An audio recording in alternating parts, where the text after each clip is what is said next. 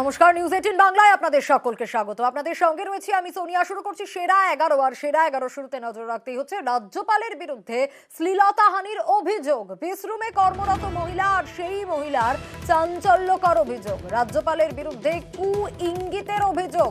গত মাসের 24 তারিখেও শ্লীলতাহানির অভিযোগ। রাজভবনের ওসির কাছে নির্যাতিতার অভিযোগ। হেয়ার স্ট্রিট থানায় লিখিত অভিযোগ দায়ের করা হয়। আমার যা বলার আমি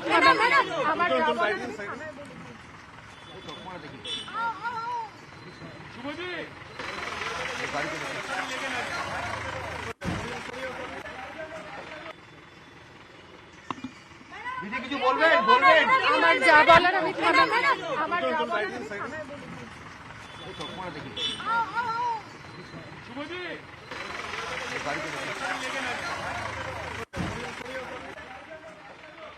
রাজ্যপালের বিরুদ্ধে শ্লীলতাহানির অভিযোগ আর এই ঘটনায় রাজ্যপালকে কড়া ভাষায় আক্রমণ তৃণমূলে।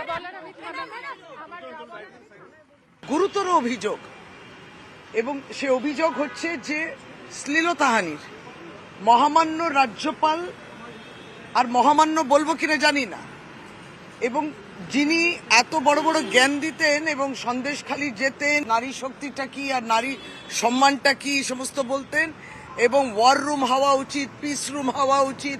আজকে তার রাজভবনে একটি মেয়ে, একটি মহিলা সে এই অভিযোগ করছে, এবং যে প্রথমবার তার উপর শ্লীলতাহানি নয়, অনেকবার হয়েছে।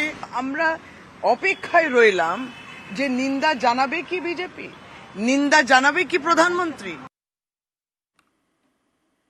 বিবৃতি দিয়ে অভিযোগ অস্বীকার রাজ্যপাল সিভি আনন্দ বোসের। রাজ্যপাল জানিয়েছেন, সত্য প্রমাণিত হবে। সাজানো অভিযোগ দিয়ে আমাকে দমিয়ে দেওয়া যাবে না। আমার ভাবমূর্তিতে কালি লাগিয়ে যদি কেউ ভোটের ফায়দা চায়, ভগবান তাদের মঙ্গল করুন। রাজ্যে দুর্নীতি ও অশান্তির বিরুদ্ধে আমার লড়াই চলবে।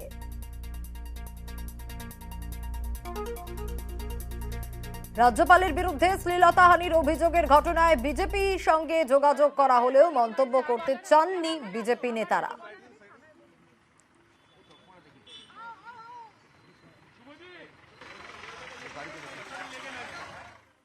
আর এই মুহূর্তে যে খবরে আমরা নজর রাখবো, চন্দ্রিমা ভট্টাচার্যকে রাজভবন থেকে রাজভবনে ব্যান করা হলো রাজ্যের মন্ত্রী চন্দ্রিমা ভট্টাচার্যকে।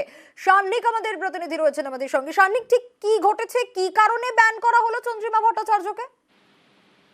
দেখো, রাজ্যপাল সংঘাতের যে বেনজির পরিস্থিতি কার্যত তৈরি হয়েছে, তার ভিত্তিতেই এবার রাজভবনের তরফে কড়া অবস্থান নেওয়া হলো। অর্থাৎ রাজ্যপাল তিনি জানিয়ে দিয়েছেন প্রেস বিবৃতি দিয়ে যে রাজ্যের মন্ত্রী চন্দ্রিমা ভট্টাচার্য সংবাদ মাধ্যমের সামনে যে বিবৃতি দিয়েছেন তা সম্পূর্ণভাবে অসাংবিধানিক, এবং যেহেতু তিনি তার জুনিয়র অ্যাপয়েন্টি, অর্থাৎ তার থেকে তার সরকারের একজন মন্ত্রী তিনি, সেই কারণে তার এই বক্তব্য অসাংবিধানিক, এবং সেই কারণেই তাকে রাজভবনে ঢোকার ক্ষেত্রে ব্যান করা হচ্ছে। শুধুমাত্র কলকাতা রাজভবন নয়, পাশাপাশি ব্যারাকপুর এবং দার্জিলিং এর যে রাজভবন রয়েছে, কোনো রাজভবনের প্রাঙ্গণেই প্রবেশ করতে পারবেন না চন্দ্রিমা ভট্টাচার্য। এবং রাজ্যপাল সিভি আনন্দ বোস স্পষ্ট তার অফিসকে জানিয়েছেন, যদি কোনো অনুষ্ঠানে, কোনো সরকারি অনুষ্ঠানে মন্ত্রী চন্দ্রিমা ভট্টাচার্য যান, সেক্ষেত্রে কিন্তু তিনি সেই অনুষ্ঠানে যোগ দেবেন না। এই বিষয়ে স্পষ্ট বার্তা দিয়ে দিয়েছেন। এর পাশাপাশি আরো এই বিবৃতিতে যেটা জানানো হয়েছে যে রাজ্যের পুলিশ যাতে রাজভবনে ইনভেস্টিগেশনের নাম করে যাতে প্রবেশ না করে, সেই বিষয়টাও কিন্তু সুনিশ্চিত করতে বলা হয়েছে।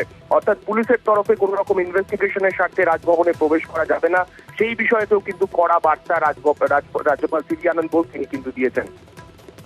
বেশ, সান্নিক।